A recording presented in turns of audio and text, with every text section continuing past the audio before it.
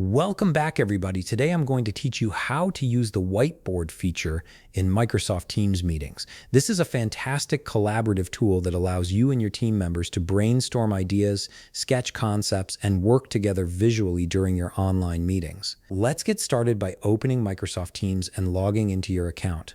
Make sure you have your credentials ready so you can access all the features we'll be exploring today. Once you're logged in, direct your attention to the left side of your screen where you'll find the navigation panel. Click on Calendar to access your meeting options. This is where you can schedule meetings, view upcoming events, and start instant meetings.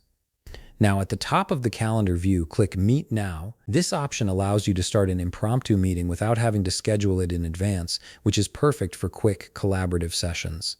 After clicking this, you'll see a prompt to start your meeting, so go ahead and click Start Meeting. You'll then need to click Join Now to enter the meeting space. This confirms your audio and video settings and officially brings you into the meeting environment where you can access all the collaborative tools. Now that you're inside your meeting, look at the top of your screen and click Share. This button opens up various sharing options that allow you to present content to other participants. From the menu that appears, click Microsoft Whiteboard. This is the key step that launches the interactive whiteboard feature.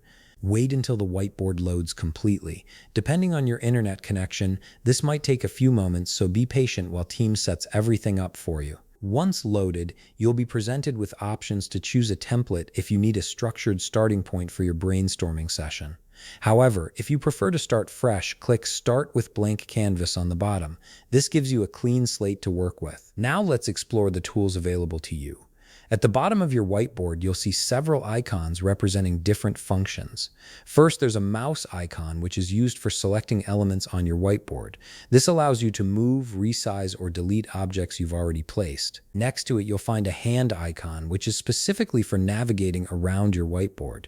This becomes especially useful when your canvas gets filled with content and you need to pan around to different areas. The pen icon allows you to write anything directly on your whiteboard. This is perfect for freehand drawing, signatures, or quick sketches that help illustrate your points during discussions. The note icon lets you add structured notes or note grids to organize your thoughts more systematically. This is particularly helpful when you're capturing action items or organizing information into categories. You'll also see a heart icon, which allows you to add emojis to your whiteboard.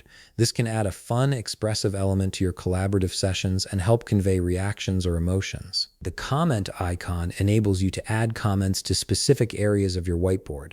This is great for providing feedback or asking questions about particular elements without cluttering the main canvas. Click the text icon when you want to add formatted text to your whiteboard. This gives you more control over font size and appearance compared to handwritten text. The shape icon lets you add various geometric shapes to your whiteboard, which is useful for creating diagrams, flowcharts, or organizing information visually. Finally, click the three dots to access additional options where you can add templates, images, loop components, videos, and links to enrich your whiteboard content even further. And that's it. You now have all the tools you need to collaborate effectively using the Microsoft Whiteboard feature in Teams meetings.